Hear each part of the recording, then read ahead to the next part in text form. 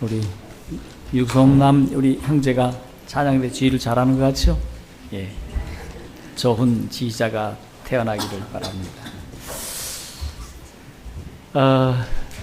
여러분, 봄 기운이 아직도 저 멀리 있는 것 같습니다. 또 어제도 또 오늘도 또 계속해서 날씨가 매우 추운데 이렇게 변덕스러운 날씨 속에서도 여러분 모두 건강하시고 또 특별히 새해에는 여러분 복 많이 받으시고 소원들을 다 성취하는 귀하고 복된 한 해가 되기를 주님 이름으로 축원합니다. 오늘은 여러분들과 함께 복 있는 삶이란 무엇인지에 대하여 말씀의 은혜를 나누겠습니다. 여러분, 시간은 매우 소중한 것입니다. 왜냐하면 인생은 시간으로 이루어져 있기 때문에 그렇습니다.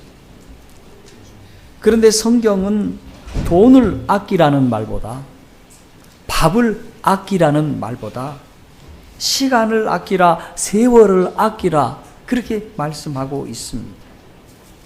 왜냐하면 우리가 살고 있는 이 시간이 안개와 같이 있다가 사라지는 것처럼 보인다고 말씀을 하고 살과 같이 빨리 지나간다라고 말씀하고 있습니다. 여러분, 그렇습니다. 나이 잡수신 어른들의 말씀을 들어보면 일장춘몽이라고 말하듯이 한바탕 꿈을 꾸고 나니 이제 인생에 종칠 때가 되었다고 이야기하는 것이 아닙니까? 어떤 학생이 열심히 수능을 공부하다가 버스를 타고 가다 보니까 옆에 보니까 아이가 둘이 있고 아내가 있는 것입니다. 또 버스를 타고 가다 보니까 운전수가 이제 다 왔다고 내리라는 것입니다. 그게 뭡니까? 인생을 이야기하는 이야기가 아닙니까? 여러분, 엊그저께 며칠 전에 우리 안수 목사님들을 안수하는 일이 있었는데 제가 시문위원으로 가서 봉사를 하는데 정영반 목사님이 저보고 이런 얘기를 해요. 정 목사님이 이제 은퇴가 이제 3년 남았습니다. 얼마 남지 않았는데 저한테 하는 말이, 박 목사, 저기 안수를 받으시는 저 목사님도 잠시 후면은 우리와 똑같이 될 것이라고.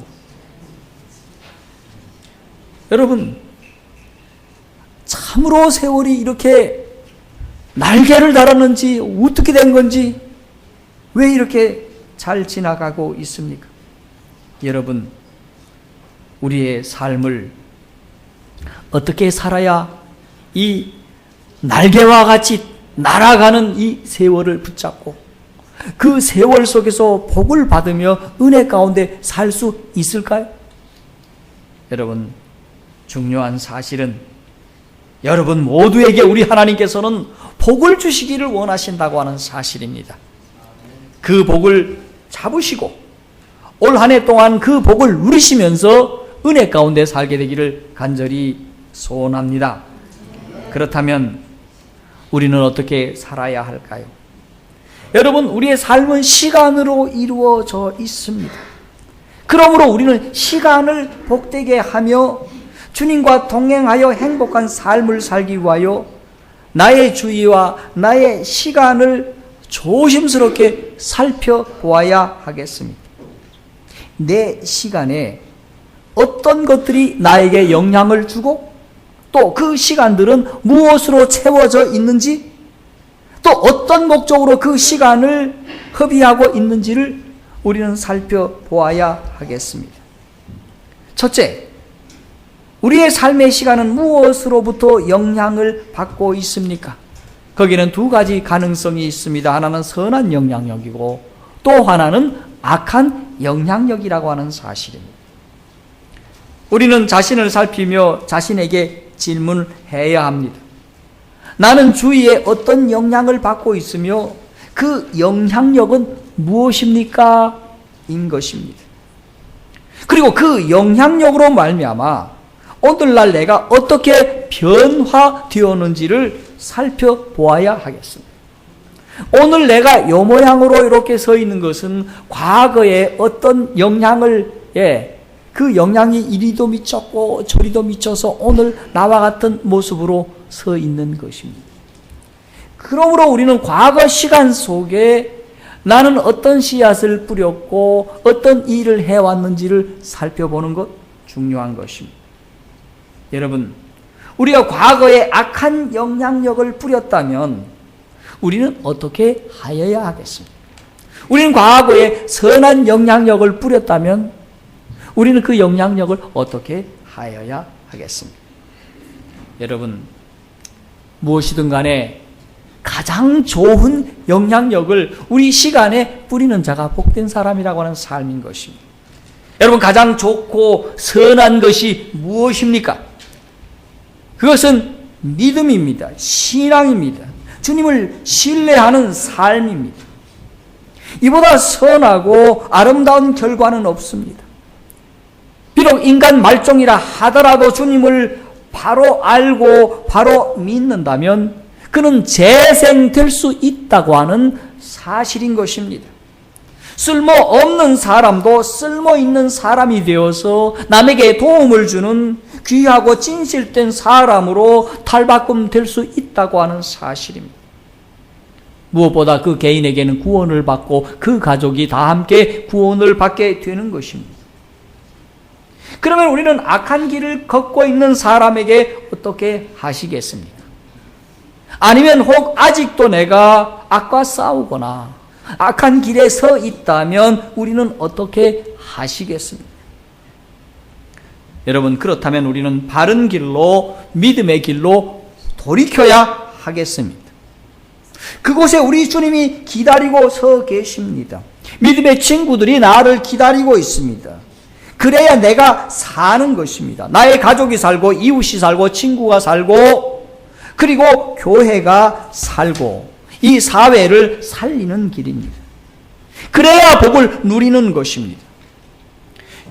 여러분, 오늘 저는 시편 1편 1절로부터 6절의 말씀인데 제가 이 말씀을 읽지 않았습니다. 우리 다 함께 보겠습니다. 시편 1편 1절로부터 6절의 말씀입니다. 시작. 복 있는 사람은 악인의 꾀를 쫓지 아니하며 죄인의 길에 서지 아니하며 오만한 자의 자리에 앉지 아니하고 오직 여호와의 율법을 즐거워하여 그 율법을 주야로 묵상하는 자로다. 저는 시냇가에 심은 나무가 시절을 쫓아 과실을 맺으며 그 잎사귀가 마르지 아니함 같으니 그 행사가 다 형통하리로다. 악인은 그렇지 않으며 오직 바람에 나는 겨와 같도다.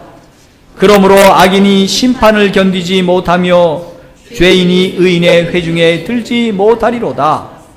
대저 의인의 길은 여호와께서 인정하시나 악인의 길은 망하리로다. 여러분, 우리는 오만한 자의 자리에 앉아 있다면 어떻게 하시겠습니까? 여러분이 오만한이라는 말은 바로 교만이 지나쳐서 독설적이고 자기 멋대로 사는 삶인 것입니다. 그렇다면 우리는 우리의 자리를 찾아야 합니다. 그 자리가 어디입니까? 성도의 자리입니다. 믿음의 자리입니다. 세상 자리가 아닙니다. 여러분, 그 자리는 소망의 자리요 사랑의 자리입니다. 주님 오실 때가 얼마 남지 않았다고 말씀하고 있습니다. 그렇다면 내가 앉아있는 내 자리를 살펴보아야 하겠습니다. 나는 어떤 자리 위에 앉아서 나의 삶을 살아가고 있는지를 말입니다. 여러분, 복음성가에 이런 노래가 있지요. 죄 많은 이 세상 내 집 아니네. 내 모든 보화는 저 하늘에 있네. 저 천국 문을 열고 나를 부르네. 나는 이 세상에 정둘 곳 없도다. 그렇습니다. 두어봤자 훌쩍 지나가리. 두어봤자 헌신짝처럼 다 버려야 할 것들밖에 없습니다. 그러므로 이 세상에 정을 두지 마시고 이 세상에 우리의 자리를 틀어 앉지 않게 되기를 주님 이름으로 축원합니다. 그 삶이 복 있는 삶인 것입니다. 다음은 무슨 영향력입니까? 두 번째는 선한 영향력입니다. 여러분, 선한 영향력이 우리에게 필요합니까? 여러분, 그렇다면 우리는 이 선한 영향력을 받기를 원하십니까? 어떻게 하여야 나의 것이 될 수 있을까요? 오늘 여기 말씀을 보면 그 사람을 복 있는 사람이라고 말하고 오직 여호와의 율법을 즐거워한다라고 말씀하고 있는 것입니다. 이 여호와의 율법, 즉 하나님의 말씀에 대하여 왜 즐거워해야 할까요? 여러분, PC방을 가끔씩 지나가 보면 아이들이 밤을 새워서 담배 연기 자욱한 그곳에서 밤새워서 게임을 즐거워하는 아이들이 있습니다. 네. 여러분, 게임하는 사람들을 보면요, 눈빛이 다릅니다. 네. 근데 그 아이들이 많이 망가져 있는 모습을 봅니다. 학교에 가서 공부를 제대로 못합니다. 자기의 본분을 잘 모릅니다. 멍하니 있어서 자기의 할 일을 제대로 찾지 못하고 있는 모습을 봅니다. 여러분, 사람이 정도의 차이는 있지만은 이렇게 어떤 무엇에 몰두하게 되면 그쪽에 빠질 수밖에 없다고 하는 사실입니다. 여러분은 어디에 빠져 있습니까?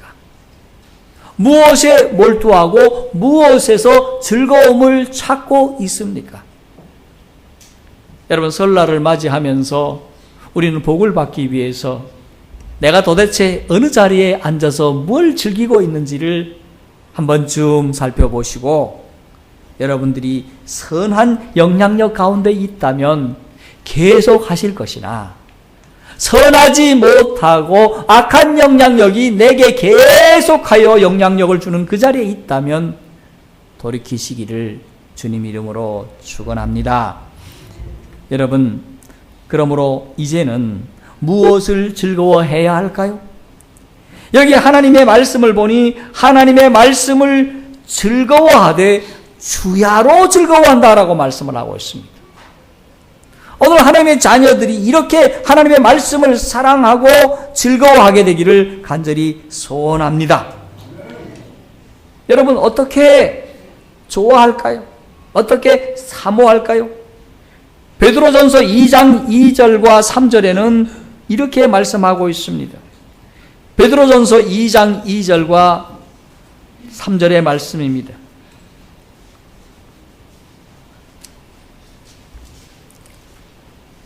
함께 보실까요?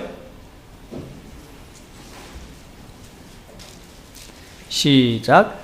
갓난 아이들같이 순전하고 신령한 젖을 사모하라. 이는 이로 말미암아 너희로 구원에 이르도록 자라게 하려 함이라.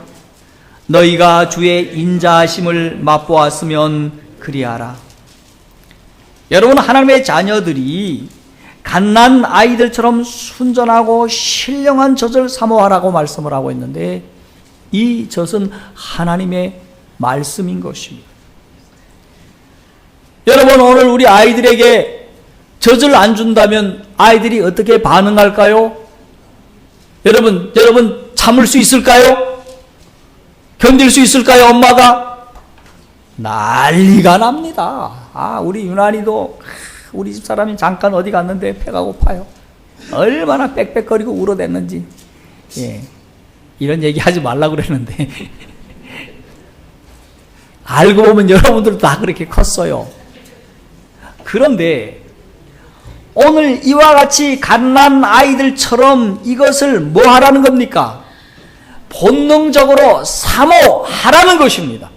네. 오늘 하나님의 말씀을 뭐 하라는 겁니까? 사모하라는 것입니다. 여러분, 한 해 동안 여러분이 복받기를 바라십니까? 하나님의 말씀을 사모하십시오. 마치 가난 아이와 같이 말입니다. 그렇게 되면 내가 어떻게 될까요? 복을 받게 될 단 사실인 것입니다. 여러분, 오늘 하나님의 자녀들이 학교에서나 또 직장에서나 그 다음에 교회에서나 집에서나 늘 하나님의 말씀을 사모하시기를 바랍니다. 가끔씩 제가 시장을 갈 때마다 어떤 한 분이 성경 말씀을 열심히 읽고 있는 분을 봤어요. 제가 망우동에 있을 때였습니다. 가끔씩 제가 시장을 한 바퀴 돌거든요. 그러면 그 집에 제가 꼭 들어갑니다. 가서 인사를 하고, 아이고, 하나님의 말씀을 이렇게 사랑하시네요. 그러면 그분이 성경을 읽다가 누구십니까? 그러면 저기 안식일교회 목사입니다. 예, 열심히 읽으시라고. 예. 그리고 10계명 가운데 이것 한번 보시라고 이렇게 얘기를 하고 그냥 툭 던져주고 가는 그런 경우가 있었습니다.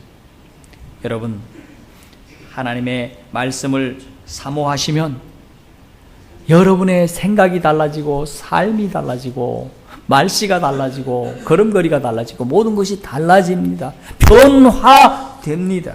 네. 여러분, 이렇게 선한 영향력을 매일같이 받는다면 우리의 시간이 하나님의 주시는 축복으로 가득 차 있을 것입니다. 그런 축복을 한 해 동안 받기를 원하십니까? 그렇게 되기를 간절히 주님 이름으로 소원합니다. 두 번째, 하나님의 말씀을 즐거워하여 그 말씀을 어떻게 하라고 말씀하고 있습니까? 즐거워하는 것으로 끝나지 말라는 것입니다. 그 율법을 어떻게 하라는 것입니까? 주야로 묵상하는 자라 그렇게 말씀하고 있습니다. 성경을 읽는 것으로 충분하지 않습니다. 기억에는 한계력이 있어서 읽는 말씀을 쉬이 잊어버립니다. 여러분, 어떤 분은 외웠다고 해도 잘 잊어버린다는데, 여러분, 그 말씀을 우리가 잘 기억나기 위해서는 외우고 그 말씀을 깊이 묵상하여야 된다고 하는 사실입니다. 이 묵상이라고 하는 말은 두 가지 의미입니다. 하나는 비움입니다. 하나는 채움입니다. 무엇을 비우고 무엇을 채울까요? 첫 번째는 내 자신을 다 비우고, 내 자신의 생각을 버리고, 내 어떤 무엇을 다 잡념을 버리고, 하나님이 나에게 무슨 말씀을 하고 있는지를 듣는 것입니다. 자, 그래서 그 말씀으로 내 마음에 채우는 것이 바로 묵상인 것입니다. 그래서 묵상이라는 또 원어적 의미는 중얼중얼거리다는 말입니다. 왜 중얼거립니까?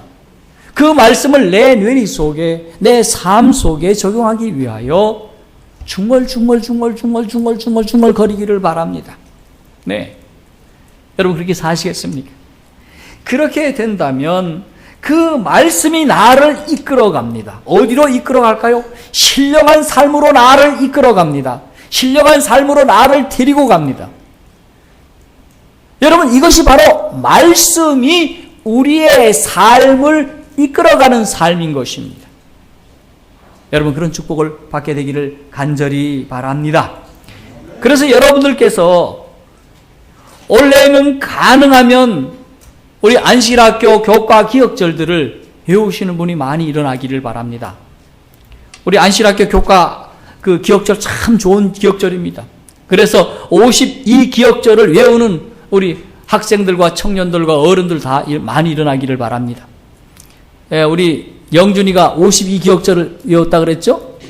예, 아주 장한 일이라고 생각을 합니다. 우리 어린이들도 그러는데, 여러분들도 다 함께 그 참석하시기를 바랍니다. 근데 외우실 때에 반드시 그냥 깡다지로 외우시면 싹 잊어버리기 쉽습니다. 그런데 주야로 뭐 하는 것입니까? 묵상하는 겁니다. 횡성의 이진희 장로님이라고, 그분이 근 60이 넘으셨는데도 큰 쌀자루를 지어 나르는 그 가대기라고 말을 하는데, 이쪽 동네에서는 어떻게 말하는지 모르겠습니다.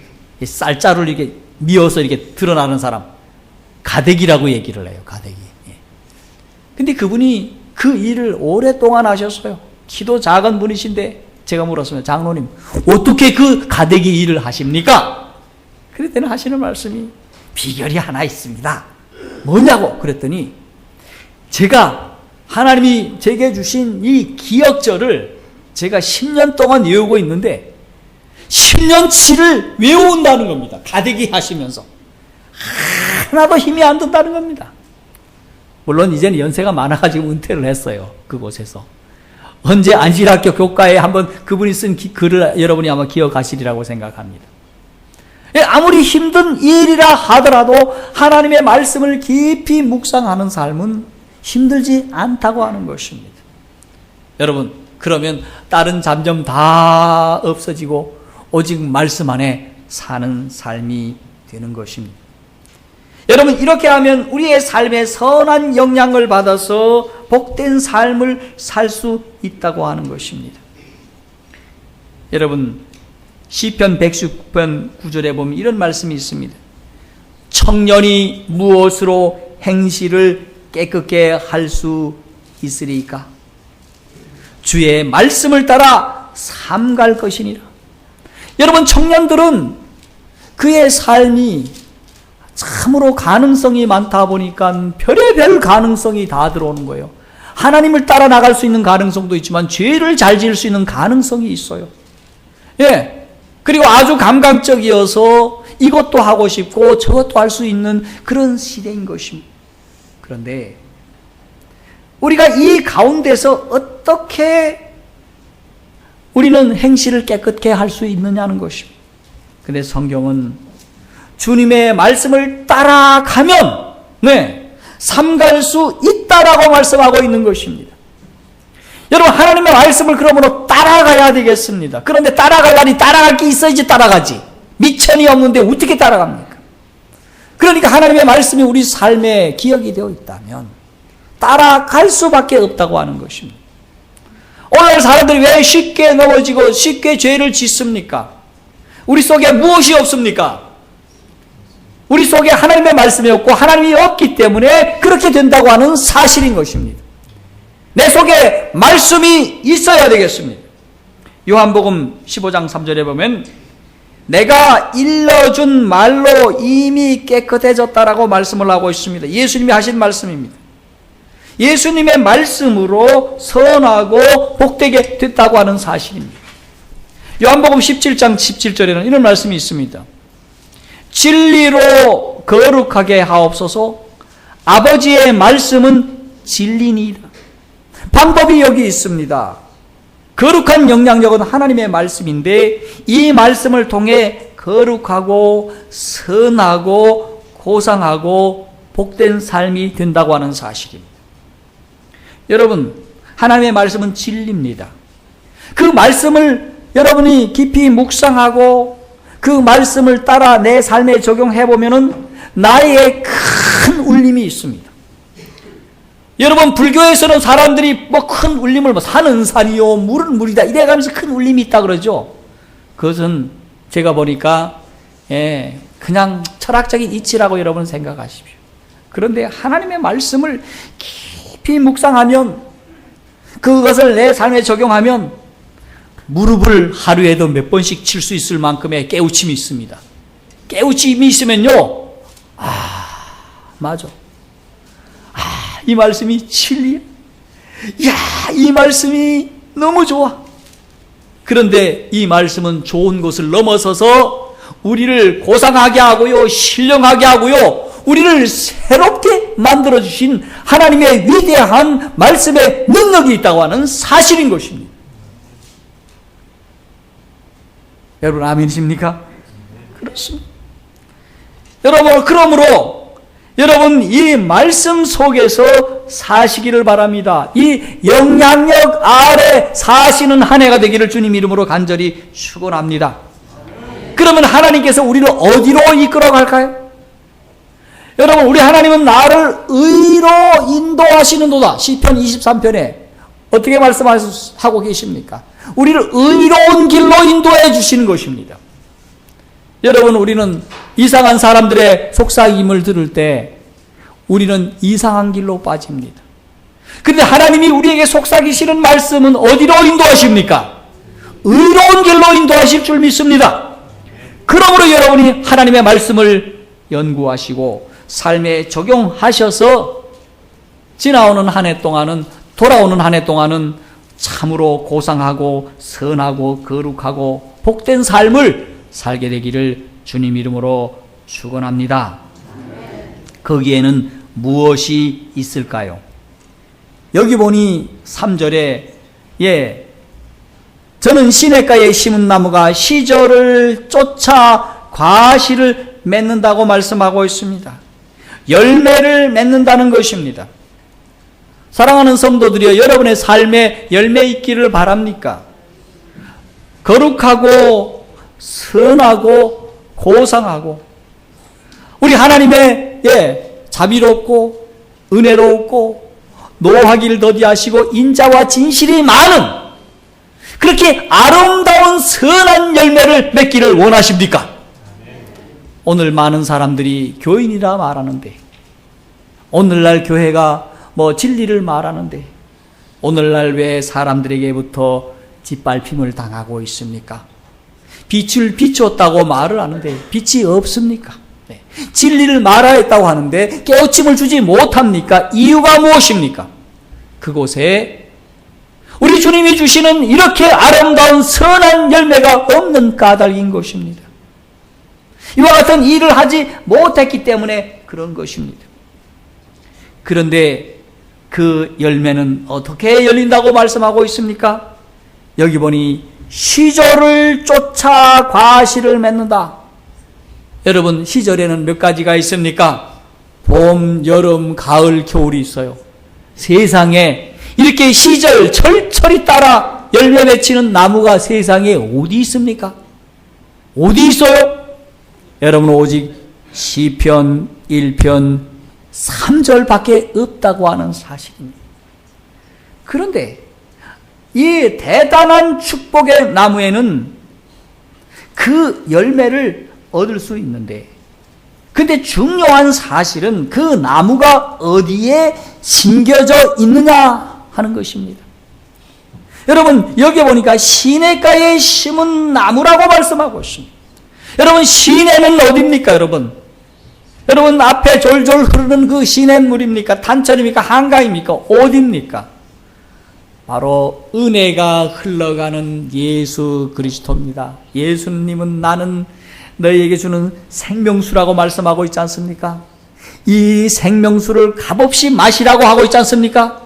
그런데 예수님이 우리에게 주시는 이 생명수는 시냇물과 같이, 아니 강같이 흘러가고 있다고 하는 것입니다. 그래서 우리가 그렇게 노래를 하지 않습니까? 내게 강 같은 평화, 그렇지 않습니까? 그런 강을 우리 주님께서 우리 앞에 흘러가게 한다는 사실입니다. 그러므로 오늘 우리는 주님 안에 있다면 우리는 시냇가에 심은 나무가 되어서 시절을 쫓아 과실을 맺을 수 있는 그런 위치에 있다고 하는 사실입니다. 여러분, 그 결과가 무엇입니까? 여러분, 여기 보니까 이런 사람의 행사는 어떻게 될 것인가? 행사란 뜻은 결과라는 뜻인데 그 결과가 무엇입니까? 여기 3절 말미에 그 행사가 다 형통하리라. 형통이란 말의 뜻은 무엇입니까? 영어로 말해서 success를 말합니다. 성공이라는 뜻이죠. 여러분, 이와 같은 축복을 올 한 해 동안 가득 받으시는 우리 모두가 되기를 주님 이름으로 간절히 축원합니다. 그런데 세 번째, 나의 삶 혹 악한 삶이 있다고 말씀하고 있습니다. 복된 삶이 아니고 악한 삶이 있다고 말씀하고 있어요. 거기에는 세 가지가 있는데, 바람에 나는 겨와 같은 삶, 그 삶은 심판을 받는 삶, 그 삶은 결국에 가서는 망한다고 하는 사실인 것입니다. 여러분, 바람에 나는 겨와 같아, 이것은 아주 무기력한 것입니다. 바람이 부는 대로, 물결이 치면 치는 대로 이리 휩쓸리고 저리 휩쓸려가는 연약한 인생을 의미하는 것입니다. 여러분, 내가 아직도 작은 시험에도, 작은 시련에도 이기지 못하고 넘어지고 자빠지고 화내고 성내고 이렇게 하는 삶이 있다면 아직도 내 자신이 변화되지 못한 삶이라고 하는 사실입니다.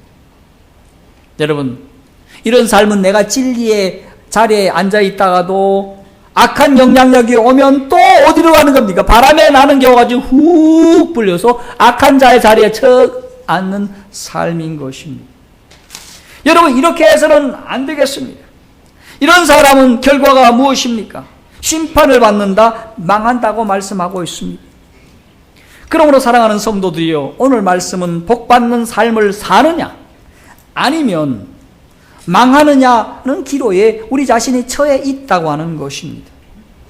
그러므로 우리 모두 하나님이 주시는 축복을 누리며 살게 되기를 간절히 바랍니다. 여러분, 어느 물건이나 사람의 최고의 가치는 목적대로 사는 것입니다. 여러분, 부엌칼은 그의 가치는 언제나 요리할 때 있는 것입니다. 여러분, 그 칼이 목적대로 쓰이지 않고 어린 아이들에게 장난감으로 들려주었다고 하면 이 칼은 어떤 물건으로 변화할 것입니까? 위험한 물건으로 변화될 것입니다. 그렇습니다. 물건은 반드시 그 목적대로 사용해야 안전하고 우리에게 유익이 있다고 하는 사실입니다. 마찬가지로 사람도 사람을 창조하신 하나님의 목적과 의도대로 따라간다면 복이 되고 기쁨과 행복이 되는 것입니다. 그런데 오늘 시편 1편의 말씀에서 특이하게도 인생을 복 있는 사람이라고 했습니다. 좀 더 분명히 말하면 우리는 이미 복 있는 사람인데 시편 1편은 복 있는 사람에 대해서 말씀하고 있습니다. 여러분, 복 있는 사람, 그는 어떤 사람인가에 대해서 시편은 말씀하고 있습니다. 사람은 너나 나나 할 것 없이 다 복을 좋아합니다. 그러나 그 받은 복을 정작 잘 누리며 사는 것은, 사는 사람은 그리 많아 보이지 않다고 하는 사실입니다. 여러분, 오늘 우리는 이미 많은 복을 받고 살고 있지만 그 복도 제대로 누리지 못하면서 복 받는 사실을 잊은 채 또 다른 복을 받기를 원하지만 그 복을 받아 누리지 못한다고 하는 사실인 것입니다. 중국을 방문을 해보니까 중국 사람들은 복을 많이 받은 사람이 큰 나라지요. 자원 많지요. 사람들 어마어마하게 많죠. 뭘 해도 잘 먹고 잘 살 수 있는 엄청난 잠재력을 가진 나라였습니다. 하지만 그들은 또 다른 복 받기를 원합니다. 그래서 설격인 춘절이면 대문에다가 아주 시뻘건 그 종이 위에다가 황금색, 그냥 복자를 쓰지 않아요. 금칠을 한 것 같아요. 아마 돈 있는 사람은 금분을 칠했는지도 몰라. 복자를 이쪽에도 붙이고 저쪽에도 붙이고 방 안에도 붙이고 바깥에도 붙이고 심지어는 아주 작은 볼펜에도 붙이고 어디도 붙이고 제가 가서 물었습니다. 왜 중국 사람이 이렇게 복을 좋아하냐 그랬더니 목사님, 한때는 공산당이 엄청 말렸다며 되게 미신이라고. 근데 공산당이 말리지 못한 게 뭐가 있어요? 이 복자 써 붙이는 것은 못 말렸답니다. 왜 그렇습니까? 바로 그들의 강렬한 욕망이었기 때문에 그렇다고 말씀하고 있습니다. 사랑하는 성도 여러분, 오늘 성경이 말씀하시는 놀라운 복을 살펴보시고 남은 여생 하나님의 큰 축복 속에 살게 되기를 주님 이름으로 축원합니다. 복 있는 사람은 복된 삶을 사는 사람입니다. 여러분, 복 있는 사람은 복된 삶을 살 때에 최고의 가치를 누리는 것입니다. 마치 돈이 내게 있어도 그 돈을 제대로 활용하지 못한다면 그 돈은 아무 쓸모가 없거나 오히려 어떤 사람에게는 화가 되는 경우가 많이 있는 것을 봅니다. 여러분, 이런 말씀이 있죠. 줘도 못 먹나. 우리 하나님께서는 많은 복을 주시는데 그 복을 이미 주셨건만 그 복을 받고 그 복을 누리지 못하고 사는 사람들이 참 많다고 하는 것입니다. 여러분, 이처럼 사람이 복을 누리지 못하고 활용하지 못한다면 그 복은 내게 아무 유익도 되지 못할 수 있습니다. 우리가 받은 바 축복들을 감사히 여기고 그 복을 누리며 삶을 제대로 산다면 그 삶은 복되고 가치 있는 삶이 될 것입니다. 오늘 이 복 있는 사람은 히브리 말로 축복이 그 사람에게 있다는 뜻인 것입니다. 이미 하나님이 주시는 복이 여러분과 여러분 가정에 축복해 주셨습니다. 여러분 믿으십니까? 그리고 이 복을 누리고 살게 되기를 간절히 소원합니다. 그러면 복된 삶이란 무엇입니까? 여러분, 크로바이페는 새 입과 네 입이 있습니다. 새 입은 행복이고 네 입은 행운이라고 이야기를 합니다. 근데 사람들은 새 입인 행복보다 네 입인 행운을 찾아 나선다고 하는 것입니다. 여러분, 사람들은 행복을 늘 곁에 있어도 그 행복에 만족하지 않고 행운을 찾아 쫓아다닌다고 하는 사실인 것입니다. 거리에서 찾고 여행에서 찾고 여기서도 찾고 저기에서도 행운을 찾아 나섭니다. 그런데 놀라운 사실은 행운은 항상 거짓이었다는 것입니다. 어쩌다가 복권에 당첨이 되었습니다. 와, 복권 당첨되었다. 예, 복권 당첨되면 일단 도망간다면서요. 누가 와서 뭐 돈 달라고 자꾸 한다면서 그게 다 거짓말이라는 겁니다. 어떤 분이 복권 당첨자 뭐 40명이가 뭐 얼마인가를 조사를 했는데 그 복권에 대한 얘기가 상당히 다 거짓입니다. 예. 근데 놀라운 사실 한 가지 공통적인 것은 결코 행운이, 돈이 나를 행복하게 만들지는 못했다고 하는 것입니다. 많은 경우에서 10명 가운데서 7, 8명 이상이 인생이 망가진 모습을 보게 되었다고 하는 사실이. 제가 횡성에 있을 때에 구룡사에 우리 목사님들과 함께 그 지악산 등산을 가는데 놀랍게도 스님 한 분이 곡차를 드시고 대낮인데도 얼굴이 붉으셔서 이렇게 있는 거예요.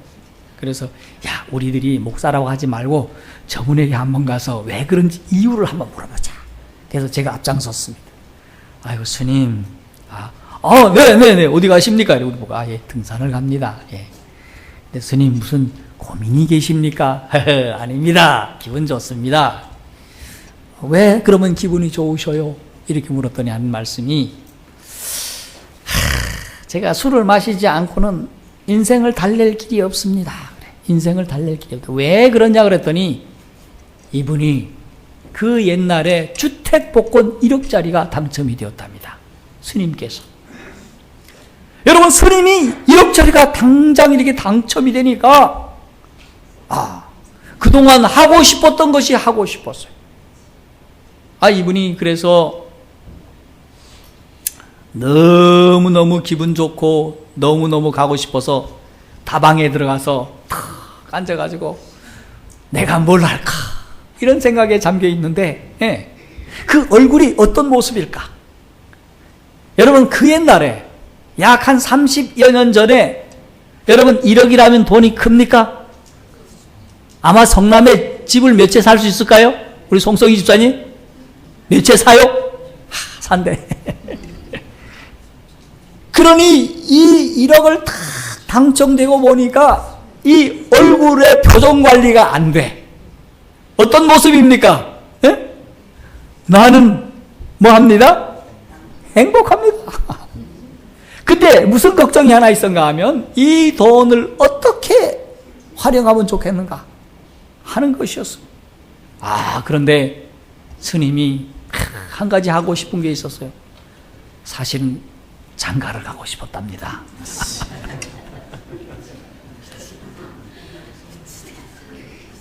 그거를 못하고 출가를 하신 거예요. 그런데 그렇게 싱글벙글 그 다방에 있으니까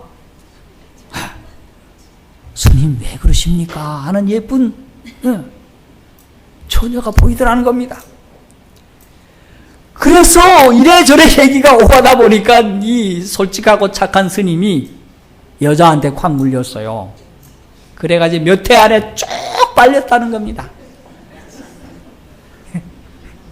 그리고 어머니를 위해 가지고 밭 한 떼기를 사줬는데 그거 3천만 원 주고 그거 하나 남았다는 겁니다. 얼마나 억울한지 모르겠다는 것입니다.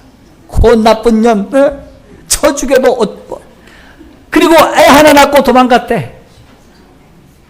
그리고 그거를 키울 날이 너무 힘든다는 겁니다. 근데 이 녀석이 얼마나 말을 안 듣는지 근심 걱정이 가득한 거예요. 여러분, 행운을 잡았다고 생각하는 순간 그것이 거짓이었음을 세월이 지난 다음에 그는 알게 되었다고 고백을 했습니다. 여러분, 지나고 나면 좋은 것도 다 일장춘몽이 될 줄로 아시기를 바랍니다. 여러분, 미국에서 해보고 싶은 건 마음껏 해보고자 하는 시도가 있었습니다. 미국에서 베트남 전쟁 때문에 허무감을 느낀 여러 젊은이들이 여기서도 저기서도 비관하면서 일어났습니다. 그래서 우리는 정부의 간섭도 받지 않고 법의 간섭도 받지 않고 부모의 간섭도 받지 않고 나는 내가 하고 싶은 거, 내가 먹고 싶은 거, 취하고 싶은 거 다 해보고 살 거야. 그렇게 다 해보았습니다. 해봤더니 너무너무 좋은 거야. 당장은 너무너무 좋아. 예. 좋아하는 사람하고 살고 먹고 싶은 거 먹고 하고 싶은 거 하고 가고 싶은 거 가고. 그래서 옷도 뭐가 필요해? 옷도 벗고 살자. 발가벗고 살았어요. 그리고 발가벗고 사다 보니 서로 좋아하는 사람 하룻밤 좋으면 좋다, 너도 좋다, 나도 좋다 해가지고 좋아하고 이렇게 살아가고 이렇게 즐거움을 그들이 추구를 하고 세월이 흘렀을 때 과연 그들의 삶이 행복했는가? 그런데 하나부터 열까지 다 술, 마약 이런 중독자로서 결코 돌이킬 수 없는 죄악의 나락에 빠져 있다고 하는 사실이었던 것입니다. 여러분, 그들이 그것을 통해서 얻은 것은 무엇입니까? 여러분, 그들이 현실을 보면서 절망감과 허무감을 느끼면서요, 오히려 자기 자신을 기쁘게 시작했는데 쾌락의 늪에 빠져서 허무감과 절망감 가운데서 인생의 회의를 노래하고요, 그렇게 살아가고 있다고 하는 사실인 겁니다. 여러분, 성경 말씀은 말씀하고 있습니다. 우리는 복을 찾으려고 찾아다니는 사람이 아니라 이미 복을 받은 사람입니다. 복을 받은 사람이에요. 그러므로 그리스도인이 됨으로 영생의 축복을 가졌고 주님의 선하시고 인도하심을 받고 의로운 길로 가고 있다고 하는 사실입니다. 하나님이 매 안식일마다 주시는 안식의 축복, 우리 재림 교인들에게 주신 이 건강의 축복, 세상 어떤 사람보다 오래 살 수 있는 장수의 축복을 우리 받으셨습니까? 목사님 뭐 그런 것도 복입니까? 복이죠. 엄청 복이죠.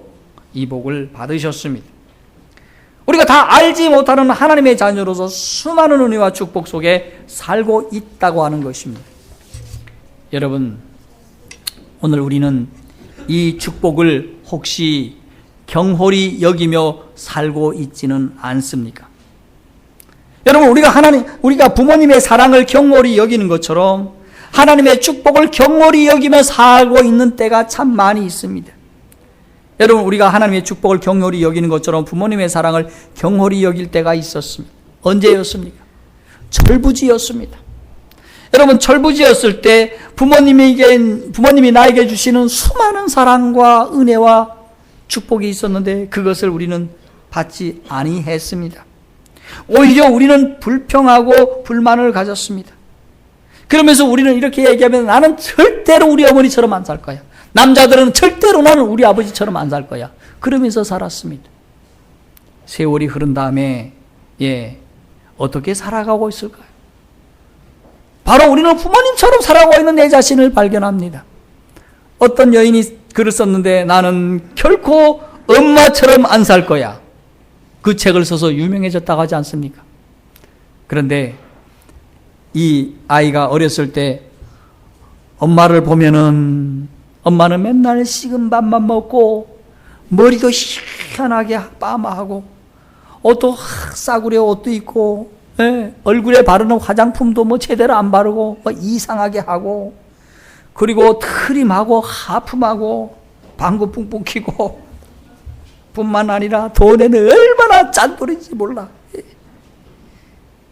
그리고 내 마음도 제대로 몰라주니 우리 엄마 너무너무 한심해. 나는 절대로 엄마처럼 안 살 거야. 그런데 나중에 자신의 삶을 돌아보니 어머니처럼 똑같이 살고 있더라는 것입니다. 여러분, 지난 세월 부모님이 베풀어 주신 사랑을 생각해 볼 때 부모님이 나를 얼마나 사랑하는지 우리는 살펴보아야 하겠습니다. 여러분, 그 사랑을 받지 않았거나 받지 못했던 것임을 나중에서 우리가 깨닫게 되었습니다. 근데 그 사랑의 흔적으로 손발이 다 다르시고 허리가 휘어지신 그 수고하신 부모님, 여러분, 더 큰 사랑을 안 것은 여러분, 우리가 내 자식 낳고 키우면서 똥 치우면서 애가 빽빽거리고 울면서 속썩일 때 그때 가서야 우리 엄마가 우리 아빠가 나를 이렇게 키웠구나, 그제서야 알게 되었습니다. 여러분, 우리가 한 가지 분명히 알 것은 우리 자신들이 부모님에게서 태어난 것은 부모님의 사랑받기 위해서 내가 태어났음을 알게 되는 것입니다. 여러분, 우리는 부모님의 사랑을 보면 우리는 부모님 앞에 부모님의 사랑받기 위해서 태어난 내 자신임을 발견하게 됩니다. 그렇습니까? 그렇습니다. 아멘이 적은 거 보니 일찍 시집 장가 오셨군요. 여러분, 이 사실은 위대한 사실입니다. 여러분, 더 위대한 것은 하나님께서 우리에게 사랑받기 위해서 이 땅에 태어나게 해 주셨다고 하는 사실을 기억하십시다. 당신은, 옆 사람에게 얘기해 보십시다. 당신은 사랑받기 위해 태어나셨습니다. 왜 멀뚱멀뚱 계십니까? 여러분, 이것은 큰 축복입니다. 여러분, 특별히 우리 부모가 가난하고 어렵고 외롭고 고달픈 삶의 현장에서 그 나름대로 최선을 다해 우리 부모는 우리를 사랑해 주셨습니다. 여러분, 세상 이곳저곳 제가 다 돌아봐도 우리 한국 부모님처럼 우리를 사랑하신 분이 없습니다. 아멘입니까? 자식 사랑에는 세계 금메달을 몇 개를 줘도 대한민국이 최고입니다. 그런데 놀라운 사실은 우리 하나님께서는 우리 부모님 그 이상으로 우리를 사랑해 주고 있다고 하는 사실입니다. 그러므로 한 해 동안 이 사랑 안에 거하게 되기를 간절히 바랍니다. 자, 오늘 말씀을 줄이면서 2절의 말씀을 보고 말씀을 마치겠습니다. 시작. 오직 여호와의 율법을 즐거워하여 그 율법을 주야로 묵상하는 자로다. 이 은혜 속에서 사시는 여러분 되셔서 한 해 동안 귀하고 크고 놀라운 축복을 누리시며 사시는 우리 모두가 되기를 말씀으로 마치겠습니다.